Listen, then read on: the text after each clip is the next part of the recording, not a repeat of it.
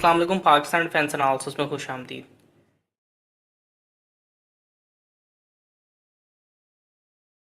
ये chairman joint chief of staff committee की Turkey visit की थर्ड एक्सटेंशन है, जिसमें हम उनके टूसैस यानी टर्किश एरोस्पेस की फैसिलिटी के विजिट के बारे में बात करेंगे। इस फैसिलिटी में जो है T-129 अटैक हेलीकॉप्टर की कॉकपिट के अंदर chairman joint chief of staff committee की तस्वीर जो थी, एक बहुत मायनेखेज तस्वीर के तौर पे ली जा सकती है, जिसमें इस चीज़ को जाहिर करने की बज़ाहिर कोशिश की गई है कि पाकिस्तान T-129 अटैक हेलीकॉप्टर के साथ ही स्टिक करेगा। लेकिन सिर्फ T-129 के साथ ही chairman joint chief of staff committee को नहीं देखा गया। टर्की के MMU प्रोजेक्ट, उनका स्टेल्थ प्रोग्राम या टायर TFX के स्केल मॉडल जो है, बज़ाहिर डॉक्टर टिमेल कॉटिल ने chairman joint chief of staff committee को गिफ्ट किया है। नाउ ये स्केल मॉडल दिए जाने के मुख्तलिफ मतलब निकाले जा सकते हैं, लेकिन इसमें सबसे प्राइमरी मीनिंग यही है कि पाकिस्तान किसी कैपेसिटी में टायर TFX की तैयारी में मौजूद हो सकता है, और या तो किसी खास मामले में पाकिस्तान की तरफ से अपनी एक्सपर्टीज दिखाई जा सकती हैं, या फिर पाकिस्तान अपने 5th जनरेशन फाइटर जेट के लिए रिसर्च एंड डेवलपमेंट जैसे एस्पेक्ट्स को हासिल करने में मसरूफ होगा। लेकिन इसका दूसरा मतलब ये भी हो सकता है कि प्रोजेक्ट अज़म और टायर TFX में किसी किस्म की जॉइंट डेवलपमेंट सामने हो सकती है। ना माजी में मैं कह चुका हूँ कि पाकिस्तान को TFX और प्रोजेक्ट अज़म को मर्ज नहीं करना चाहिए, लेकिन इसका ऐसा मतलब नहीं है कि इसमें इसके अपने एडवांटेजेस नहीं हैं। और पिछले चंद अरसे में मैंने रियलिस्टिकली जितना सोचा है, दोनों फाइटर जेट्स की जॉइंट डेवलपमेंट जो है असल में काफ़ी फ़ायदेमंद भी हो सकती है। 5th जनरेशन फाइटर जेट की डेवलपमेंट रियलिस्टिकली एक बहुत कॉम्प्लिकेटेड चीज़ है। पाकिस्तान एयरफोर्स या पाकिस्तान एयरोनॉटिकल कॉम्प्लेक्स अगर सारे के सारे कंपोनेंट्स की तैयारी करती है इंजन के अलावा, क्योंकि उसकी तैयारी का अभी कोई क्लू सामने नहीं आया है और ऐसा नहीं लगता कि उनका कोई प्लान भी है, लेकिन इसके अलावा एक नंबर ऑफ क्रिटिकल कंपोनेंट्स की तैयारी में भी पाकिस्तान को मुश्किलात आ सकती हैं। FCS यानी flight control system, energy distribution, stealth के जो एस्पेक्ट्स होते हैं, और भी बहुत सी चीज़ें हैं जिन पर मुकम्मल गिरफ्त हासिल करने में 1 से 2 दहाइयाँ भी मुमकिन हैं। एक simple divide and conquer solution के थ्रू बहुत से रिजल्ट जो है मुस्बत तरीके से सामने आ सकते हैं। पाकिस्तान और टर्की की रिस्पॉन्सिबिलिटीज जो है आपस में डिवाइड हो जाएंगी, जो कि दोनों के लिए फ़ायदेमंद हो सकता है। लेट्स सी कि इस विजिट से क्या फाइनल रिजल्ट आगे निकल के सामने आते हैं।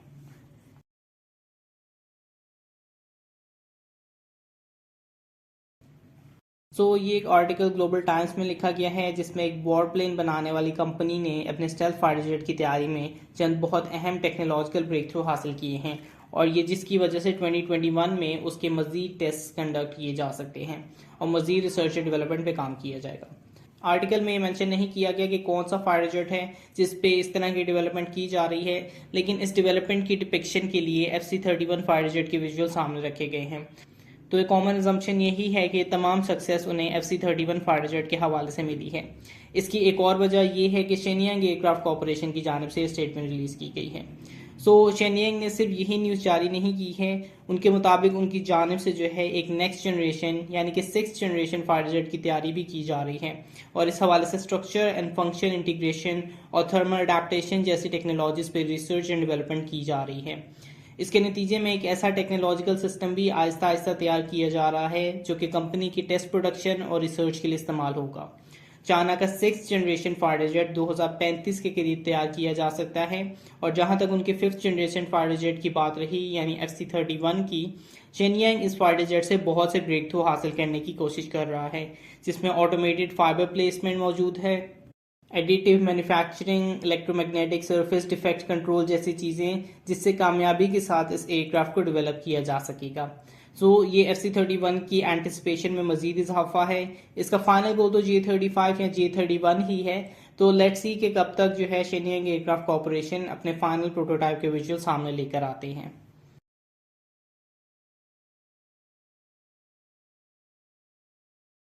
Ministry of foreign affair Russia ने स्टेटमेंट रिलीज की है कि 6 से 7 अप्रैल के दरमियान में Russian foreign minister Sergey Lavrov Pakistan का विजिट करेंगे, जहां वो पाकिस्तान के फॉरेन मिनिस्टर शाह महमूद कुरैशी के साथ बायलैटरल टाइज पे, जिनमें इकोनॉमिक कोऑपरेशन, काउंटर टेररिज्म और अफगानिस्तान पीस प्रोसेस जैसे मामला जो हैं उन पे बात करेंगे। इस विजिट से फौरन पहले Russian foreign minister Sergey Lavrov India का विजिट करेंगे। अप्रैल 5 से 6 के दरमियान उनका इंडिया का दौरा मुकम्मल होगा, जिसके फौरन बाद जो है रशियन फॉरेन मिनिस्टर पाकिस्तान का दौरा करेंगे।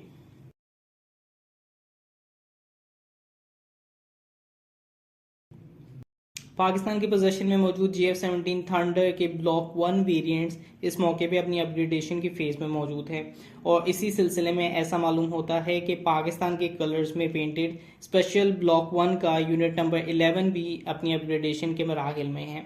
111 या नेल्सन यूनिट वाला JF-17 थंडर जो आमतौर पे बैरूनी ममालिक में पाकिस्तान की रिप्रेजेंटेशन के तौर पे भेजा जाता है, चाहे वो एयर शोर्स के अंदर रिप्रेजेंटेशन हो या किसी किस्म की डिफेंस एग्जीबिशन है जिसमें भी स्मॉल स्केल पे एयर शोर्स ऑर्गेनाइज किए गए हों, ये स्पेशल JF-17 थंडर जो है आमतौर पे पाकिस्तान को रिप्रेजेंट कर रहा होता है।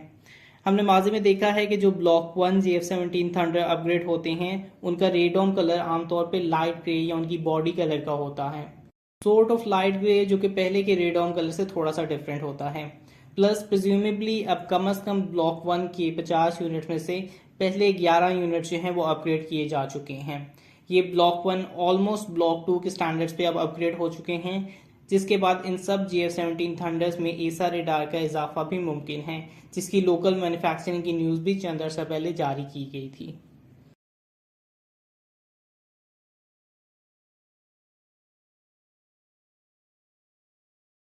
ऐसा लग रहा है कि टर्की के मेन बैटल टैंक प्रोग्राम आरटे प्रोग्राम के लिए इसी अप्रैल के अंदर एक इंडिजिनस इंजन को टेस्ट किया जाएगा।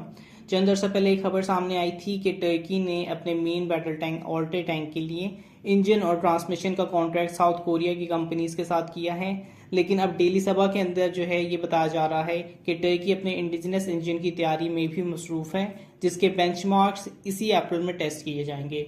डिफेंस इंडस्ट्री प्रेसिडेंसी के मुताबिक ऑल्टे के लिए बनाया जाने वाला इंजन जो है वो 12 सिलेंडर्स का होगा। वी टाइप की सिमेट्री उसकी होगी, water cool turbo diesel power unit होगा जो कि 1500 हॉर्स पावर का इंजन होगा और 4600 न्यूटन मीटर का टॉर्क जो है पैदा कर सकेगा। लेकिन हालांकि साउथ कोरिया के साथ भी उन्होंने कॉन्ट्रैक्ट कर लिया हुआ है, तो बज़ाहिर ऐसा होगा कि इन कॉन्ट्रैक्टेड इंजन और ट्रांसमिशंस को ऑल्टे की इनिशियल मॉडल्स में इस्तेमाल किया जाएगा, जबकि आने वाले टैंक्स में जो है उनका लोकल तैयार करदा इंजन इस्तेमाल होगा। सो 1500 हॉर्स पावर का एक लोकल इंजन इसी अप्रैल के अंदर उसके टेस्ट जो हैं बहुत हद तक मुमकिन हैं और इस इंजन की टेस्ट जो है डिटरमिन करेंगे कि टर्की अपने लोकल मेड इंजन के साथ आगे चल के प्रोसीड करता है या साउथ कोरिया के साथ कॉन्ट्रैक्टेड इंजन और ट्रांसमिशन को वो आगे चल के ऑल्टे टैंक के साथ इंटीग्रेट करता है।